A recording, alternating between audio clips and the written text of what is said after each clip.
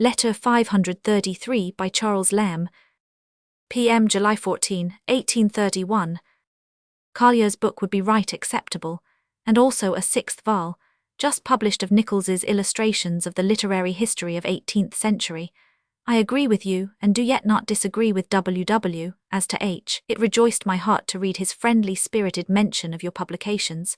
It might be a drawback to my pleasure that he has tried to decry my Nicky, but on deliberate and reperusal of his censure, I cannot in the remotest degree understand what he means to say. He and I used to dispute about hell eternities, I taking the affirmative. I love to puzzle atheists and parsons. I fancy it runs in his head that I meant to rivet the idea of a personal devil. Then about the glorious 3 days. There was never a year or day in my past life since I was penworthy that I should not have written precisely as I have. Logic and modesty are not among H.'s virtues. Talfourd flatters me upon a poem which nobody but I could have written, but which I have neither seen nor heard of, The Banquet, or Banqueting something. That has appeared in the Tatler. Know you of it? How capitally the Frenchman has analysed Satan. I was hindered, or I was about doing the same thing in English for him to put into French, as I prossified Hood's Midsummer Fairies. The garden of cabbage escaped him, he turns it into a garden of pot herbs. So local allusions perish in translation.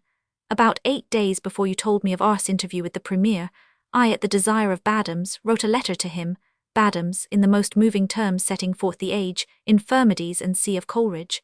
This letter was conveyed by B to his friend Mr. Ellis of the Treasury, brother-in-law to Lord Grey, who immediately passed it on to Lord Grey, who assured him of immediate relief by a grant on the King's bounty, which news he communicated to B, with a desire to confer with me on the subject, on which I went up to the Treasury yesterday fortnight, and was received by the great man with the utmost cordiality, shook hands with me coming and going, a fine hearty gentleman, and as seeming willing to relieve any anxiety from me, promised me an answer through Badams in 2 or 3 days at furthest.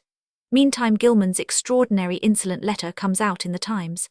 As to my acquiescing in this strange step, I told Mr. Ellis, who expressly said that the thing was renewable 3 yearly, that I considered such a grant as almost equivalent to the lost pension, as from Cease appearance and the representations of the Gilmans, I scarce could think Cease life worth 2 years' purchase.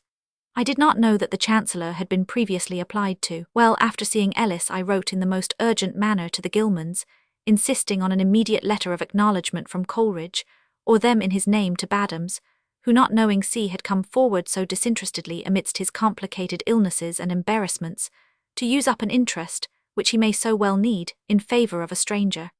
And from that day not a letter has B, or even myself, received from Highgate, unless that published one in the Times is meant as a general answer to all the friends who have stirred to do C service.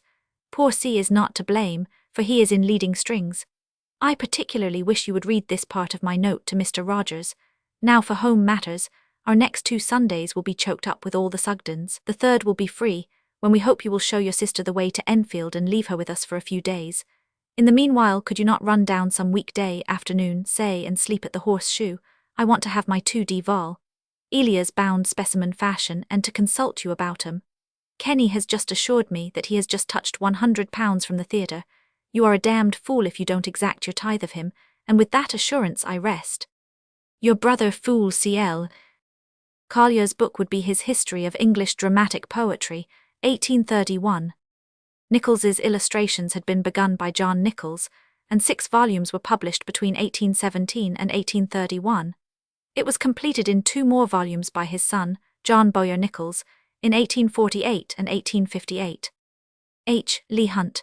We do not know what W.W., presumably Wordsworth, had to say of him, but this is how Hunt had referred to Moxon's publications and Lamb's Satan in Search of a Wife in the Tatler for June 4, 1831, the occasion being a review of selections from Wordsworth for schools. Mr. Moxon has begun his career as a bookseller in singularly high taste. He has no connection but with the select of the earth. The least thing he does is to give us a dandy poem, suitable to Bond Street and not without wit. We allude to the Byronian brochure, entitled Mischief. But this is a mere condescension to the elegance of the street he lives in. Mr. Moxon commenced with some of the primeval delicacies of Charles Lamb. He then astonished us with Mr. Rogers' poems on Italy. Of some of these publications we have already spoken, Mr. Lamb's album verses among them, and why, the reader may ask, not have noticed his Satan in Search of a Wife, because, to say the truth, we did not think it worthy of him.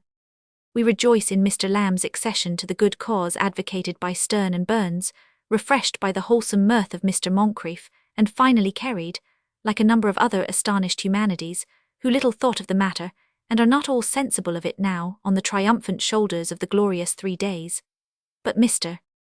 Lamb, in the extreme sympathy of his delight, has taken for granted that everything that can be uttered on the subject will be held to be worth uttering, purely for its own sake, and because it could not well have been said 12 months ago, he merges himself, out of the pure transport of his good will, into the joyous commonplaces of others, just as if he had joined a great set of children in tossing over some mighty bowl of snapdragon, too scolding to bear, and thought that nothing could be so good as to echo their hurrahs.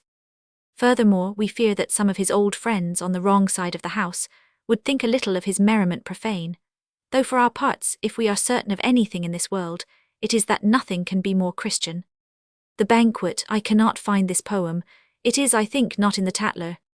How capitally the Frenchman, I cannot find any French paraphrase of Satan in Search of a Wife, nor has a search at the Bibliothèque Nationale in Paris revealed one. Ars interview with the Premier. Would be Rogers. Perhaps the best explanation of this portion of Lamb's letter is the following passage from Mr. Dykes Campbell's Memoir of Coleridge. On June 26, 1830, died George Roman IV, and with him died the pensions of the Royal Associates. Apparently they did not find this out until the following year. In the Englishman's Magazine for June, 1831, attention was directed to the fact that intimation had been given to Mr.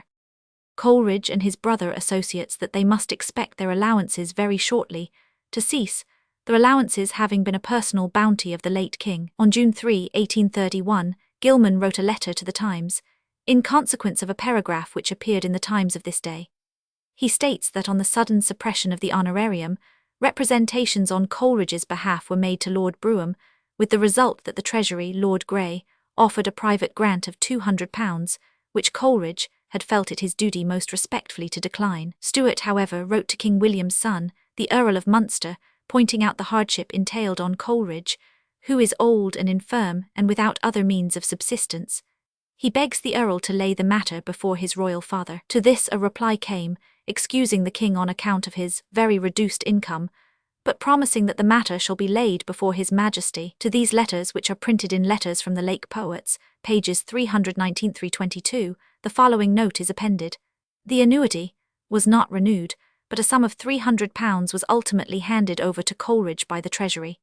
Even apart from this bounty, Coleridge was not a sufferer by the withdrawal of the king's pension, for Freer made it up to him annually. It is interesting to know that Lamb played so useful and characteristic a part in this matter. The Sugdens, I do not identify these friends. To de Val, Elias. This would refer, I think, to the American volume published without authority in 1828 under the title Elia, or second series, which Lamb told N.P. Willis he liked. It contained 3 pieces not by Lamb, the rest made up from the works and the London Magazine, C. Vol. Roman II, notes.